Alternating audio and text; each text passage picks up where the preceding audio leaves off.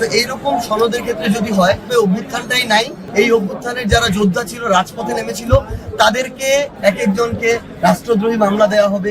এটা তো হঠাৎ করে রাতে নেয়া না।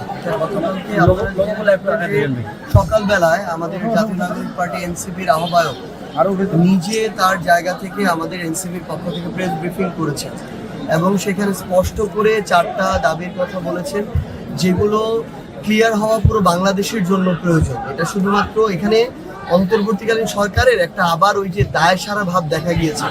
আমরা সেফ এক্সিট মানে যে দেশ ছেড়ে পালাতে হবে এরকম, এখানে যে সেফ এক্সিটটা দেখা গিয়েছে যে কোনো মতে জুলাই সনদ নামকাওয়াস্তে স্বাক্ষর করে নির্বাচনের দিকে যেতে পারলে হইল।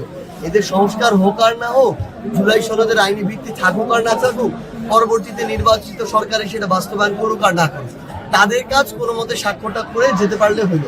আমাদের আহ্বায়ক আগেই বলেছিলেন যে আমরা অনেক ছাড় দিয়ে এসেছি 5 আগস্টের পর থেকে, ঘোষণাপত্রেও ছাড় দিয়েছি, কিন্তু দেখেন ওই ঘোষণাপত্র কি নামকাওয়াস্তে একটা রিটেন পেপার হয়ে বসে আছে, কোনো কার্যকরিতা আমরা দেখছি না আমাদের জায়গা থেকে।